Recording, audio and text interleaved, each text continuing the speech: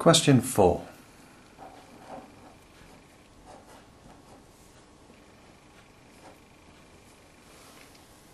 A particle is projected vertically upwards from a point O at 21 meters per second. Calculate the greatest height reached by the particle. Now to calculate this, we use v squared equals u squared plus 2as.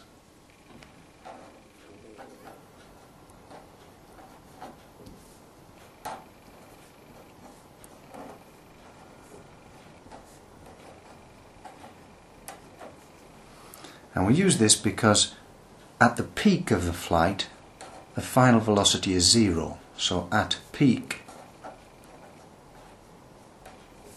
v is equal to 0.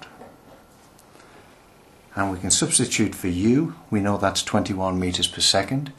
We know that the acceleration is minus 9.8 meters per second squared due to gravity, and that one will enable us to find the height s. So 0 is equal to u squared, which is 21 squared, and this becomes minus 2 multiplied by 9.8 s. The minus sign because the acceleration is in the opposite direction to the way we're measuring distance. Now bringing the minus 2 times 9.8 s to the other side. 2 times 9.8 is 19.6. So the left hand side becomes 19.6 s, and that's equal to 21 squared. So s is equal to 21 squared divided by 19.6. Work that out on the calculator to give an answer of s is equal to 22.5 meters. Part 2.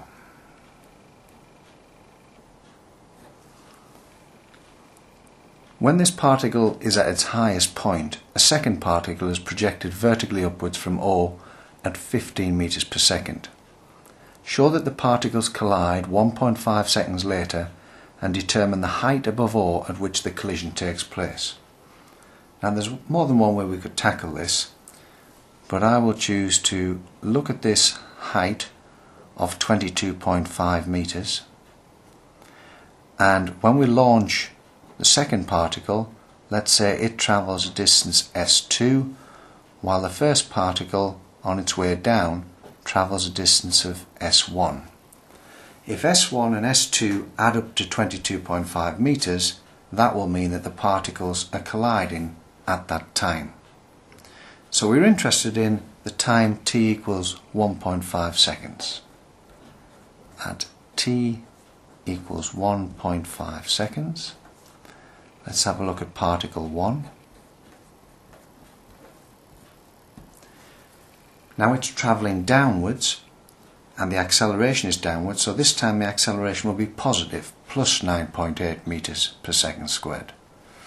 So we can say the distance s1 is ut plus a half at squared, so s1 is equal to, now it starts from rest at the top of its flight, so that part becomes 0, and it's plus a half times 9.8 times 1.5 squared.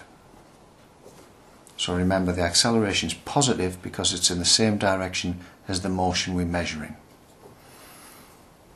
Put that in the calculator and we get S1 is 11.025 meters. We now look at particle 2.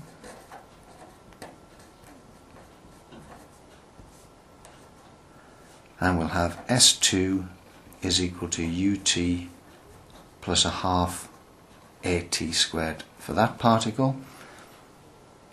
And the initial velocity this time is 15 meters per second. So this becomes 15 multiplied by the 1.5 seconds we're looking at. And the acceleration this time is downwards and we're measuring a motion upwards, so it's negative acceleration, so it's minus a half times 9.8 times 1.5 squared.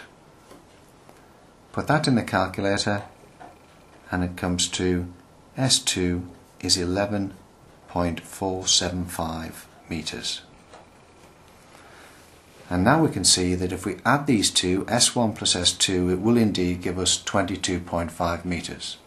So I'll just remark that S1 plus S2 is 22.5 metres. Therefore, collision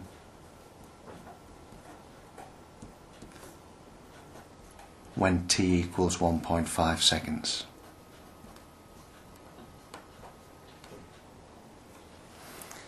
The height of the collision we're asked to find.